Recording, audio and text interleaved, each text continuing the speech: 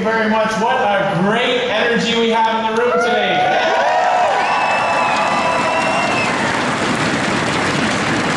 This is exciting. There's a lot of electricity in the air. The only thing I can think of that will top the energy and the atmosphere in the room here today will be the energy and the feeling and the excitement in the room 1 year from now as we celebrate a Conservative victory.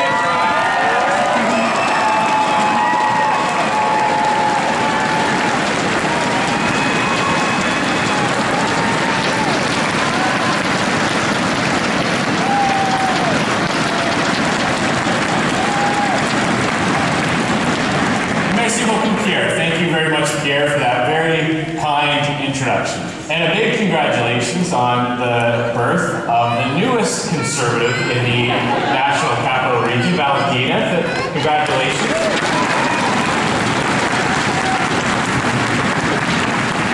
I know Jill's sitting right beside you, so she'll probably say what I'll say. 4 more to go, and then you've caught up to us. But it is just fantastic to see our Conservative family growing. It's been growing for quite a while now. It started in the by-election in Chicoutimi with Scheer-Martel. Elle a commencé avec Scheer-Martel à Chicoutimi-les-Fjords.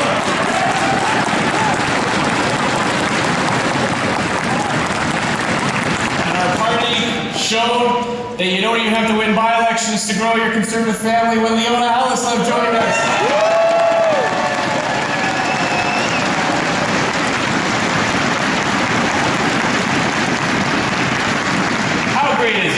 That we've had these 2 great individuals join our Conservative team in Ottawa. And you know, Leona showed such tremendous courage, putting her country before her party. She showed the courage and conviction of a true Conservative. And since she's joined our team, I've heard from so many Canadians, from coast to coast, and they have the same story. Canadians like Leona who put their faith and their trust in Justin Trudeau just 3 years ago. They're now stopping me and they're telling me, they're saying, Andrew, I'm so sorry. I'm so sorry I voted Liberal, but I will never make that mistake again.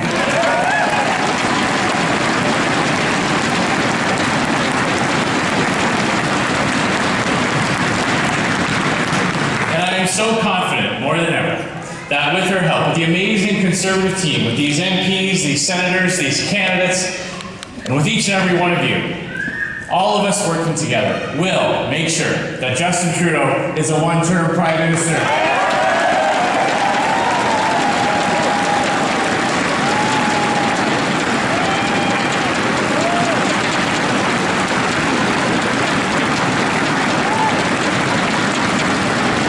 Si, comme mon ami Leona, vous avez voté pour Justin Trudeau la dernière fois et vous arrivez à la conclusion qu'il n'a pas ce qu'il faut pour diriger le Canada en période difficile. Je veux que vous sachiez ceci.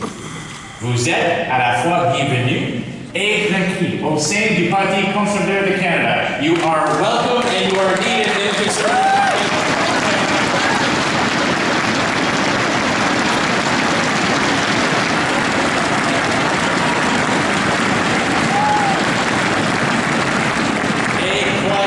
Beaucoup de gens se retrouvent là-dedans. I can't begin to tell you how proud I am to lead this party at this particular moment in our history. And let's think of how far we've come over the past few years. Do you remember a little more than 3 years ago, after Justin Trudeau had won his majority government? All the pundits and experts were all predicting that our party, that the Conservatives would spend at least 8 years, maybe 12, in opposition. There's no way we could win against Justin Trudeau the next election now. Well, I'm here to tell you this. We are beating Justin Trudeau, and we're going to defeat Justin Trudeau 1 year from now.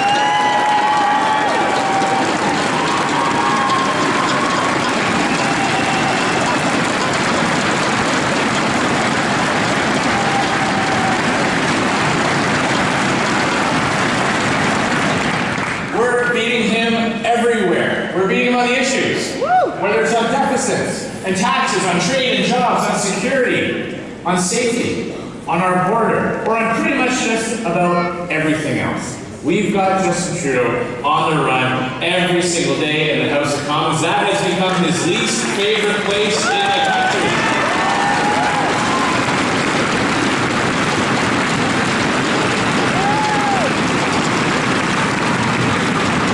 And thanks to all of your generosity and your hard work, we are winning on fundraising too.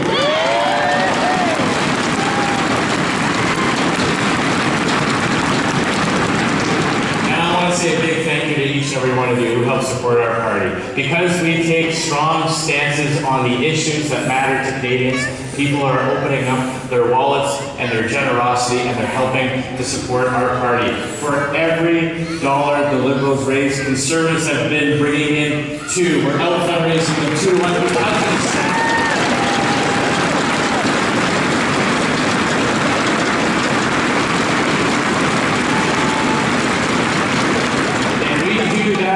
Thanks to the individual generosity of every single one of our donors and our actors. We don't have big cash for access types of events where well-connected lobbyists line up to sign over their donation. We have people all over this country who, because of our strong positions, will take out their checkbook and give what they can to make sure that they get a government that puts their interests first in the next election.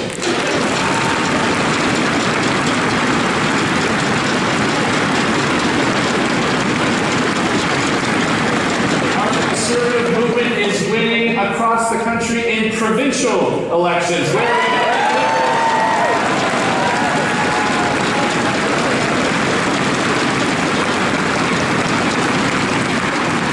We're winning those ideas at the provincial level. We've got more and more allies in premiers' offices across the country who will help us implement our vision of low taxes, smaller government, and greater individual freedom for Canadians from coast to coast.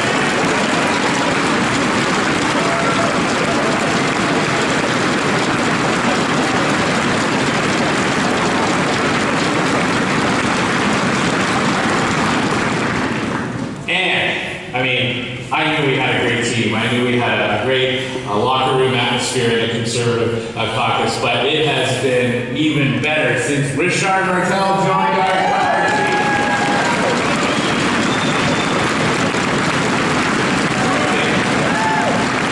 Proving that Conservatives can win anywhere. Richard won his seat by an astonishing 53% of the vote, almost doubling.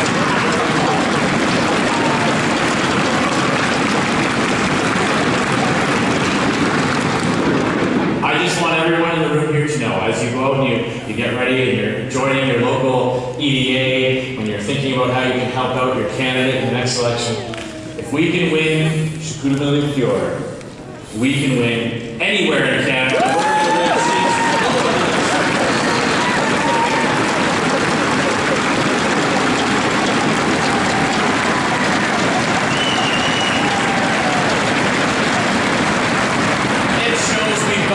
Momentum growing across the country. And now 1 year from now, 1 year from today, Canadians will head to the polls. And they will have their say on Justin Trudeau and the Liberal government. They will have an opportunity to pass judgment on his legacy of failure, on failing to help the middle class, on failing to run a clean and ethical government, on failing to create the kind of growth and prosperity that all Canadians can benefit from. And Canadians will be thinking about the consequences of all those failures. Et dans seulement un an, nous allons mettre un terme au mandat d'échec de Justin Trudeau.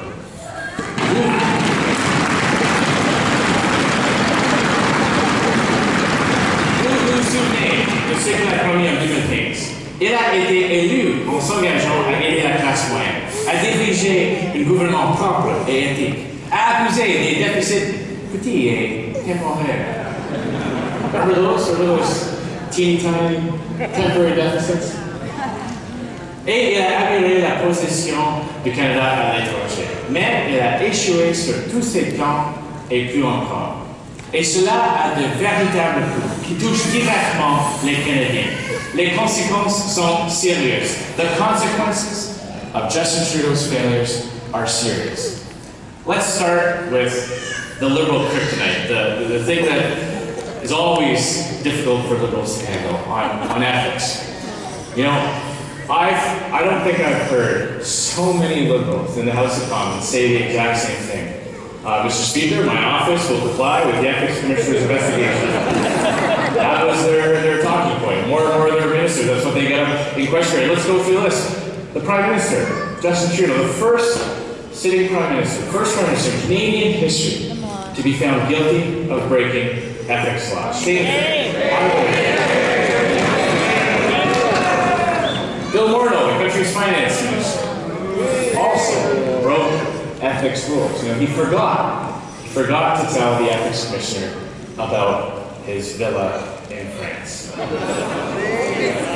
can tell you something. Anytime, anywhere, any place, I always know exactly how many French villas I have.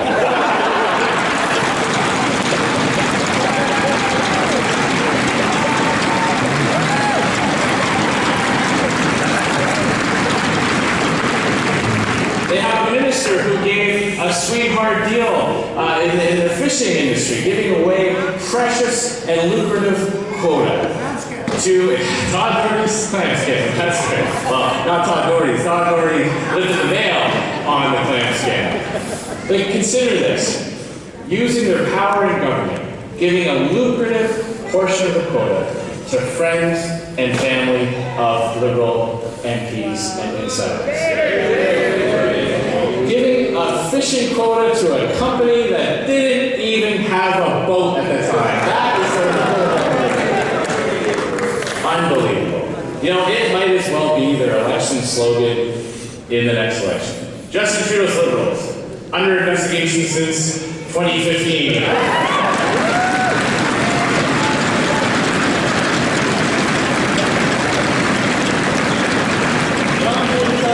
Conservative government will put an end to the sleazy and self-serving politics of the Trudeau Liberals and give Canadians a government they can be proud of again.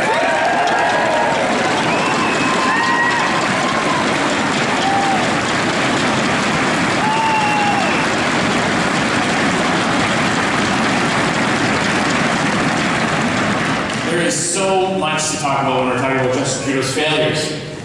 This week, we learned about the true cost, the true levels of his deficits. His deficits that have reached $20 billion this year alone. Now, nobody here would do that. Nobody leaves their kids an unpaid credit card bill. That's not what we do as families, as parents. But that's exactly what Justin Trudeau is doing. It is nothing short of intergenerational theft. It is not right to do what he's doing. And conservatives understand why deficits are so damaging. You know, we don't just fight for balanced budgets because we like to see black ink on the ledger book. We don't fight to get the fiscal health in order because we want to see a friendly editorial in the Financial Post.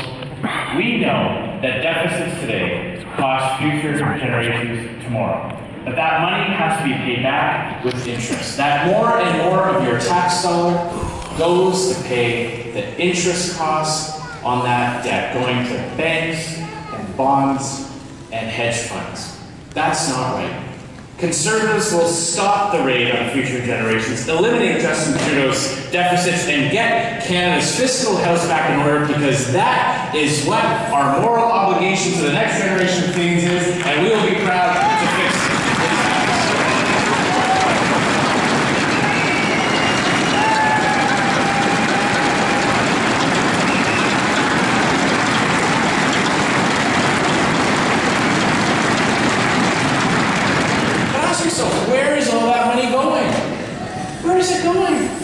It's not going to make life more affordable for Canadians. It's not making it easier for people to get by at the end of the month. In fact, never before has the government spent so much to achieve so little.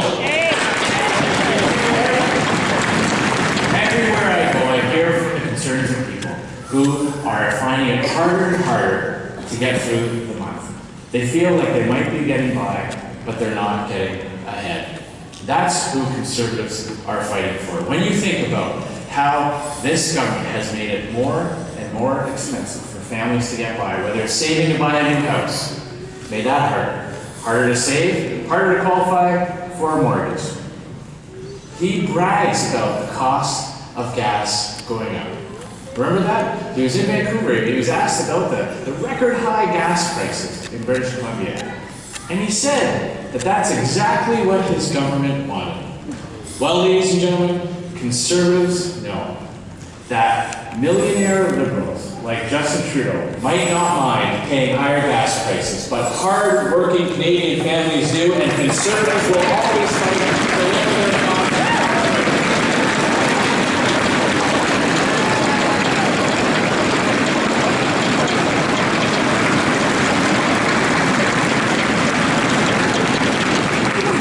Justin Trudeau's record deficits and exploding debt. You don't have anything to show for it. All those things are getting more expensive. There's less and less money at the end of the month. So we will talk to Canadians about our plan to make life more affordable, to lower costs, not raise costs. Justin Trudeau has a legacy of making things more expensive. But it doesn't matter to him. He's never had to worry about money. So it's no wonder that he doesn't worry about yours.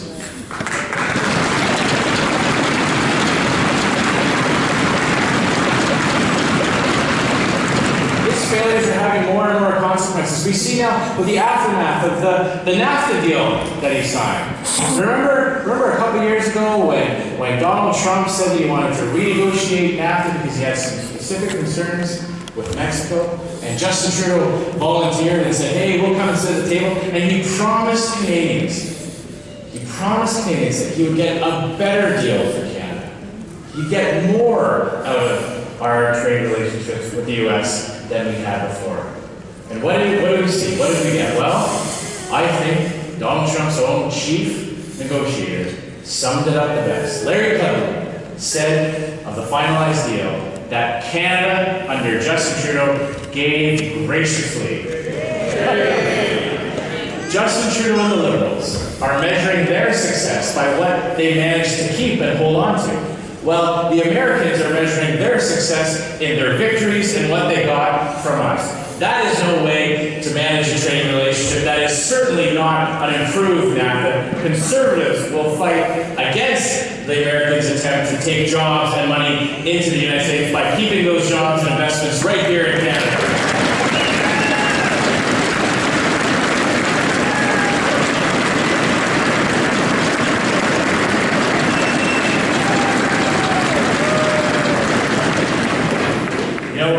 Last week in the House of Commons, the Liberals actually tried to claim that conservatives were being critical of the Liberals for being too tough. And I assured them, there is nobody in Canada who believes that the Liberals were too tough with the Americans. Nobody thought they were being too tough as they were accepting a cap on auto exports. Nobody thought they were being too tough when they agreed to abide by Donald Trump's pharmaceutical regime, raising the cost of drugs for Canadians. Nobody thought that they were being too tough when we agreed to stop selling our exports to other countries to make space for U.S. producers. And after giving all that away, we had one simple question. What did they get in return? Nothing. After giving all of that away, no end to steel and aluminum tariffs, no end to the softwood lumber duties, no end to the Buy American policies. There is no way, nobody in Canada can believe that we got more out of this NAFTA deal than we had before. It is one of Justin Trudeau's biggest failures when it comes to international trade.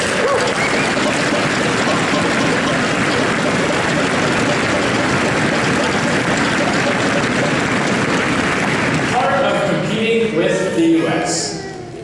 is getting our energy to market. Part of standing up to other countries' attempts to get ahead of us is getting our natural resources to the markets that want to buy them. So let's talk about pipelines.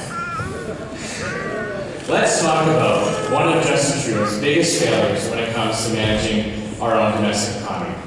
First of all, let me just say, all of this starts when you look at what the Liberals said, emboldening radical protesters, saying that they had to be, that they had to get their consent. You know, remember when he said that only communities could grant permission? He emboldened all those people who have an ideological opposition to pipelines in our natural resource sector. And nothing drives me more crazy than watching those very people laying down in front of bulldozers, chaining themselves to trees, blocking Canadian exports of responsible energy, extracted with some of the highest environmental standards around the world, blocking our attempts to get our products to market, and employing Canadians in literally every province in this country. And yet, I don't see them lining up and down the St. Lawrence, blocking tanker after tanker of foreign oil coming into our markets from countries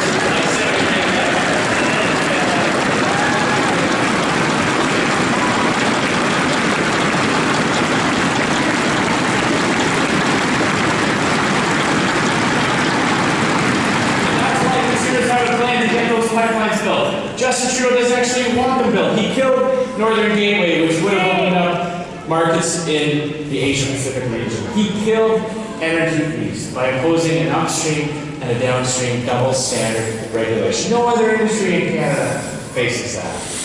And those foreign oil companies sure don't have to calculate for their upstream and downstream emissions as they send energy into Canada's markets.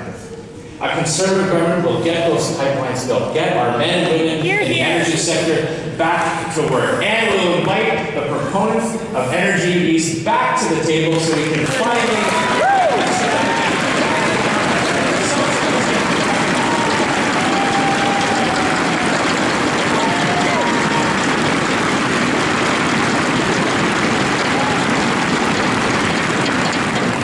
part about being competitive around the world and ensuring that our economy grows and Canadians feel the benefits is fighting against the carbon tax.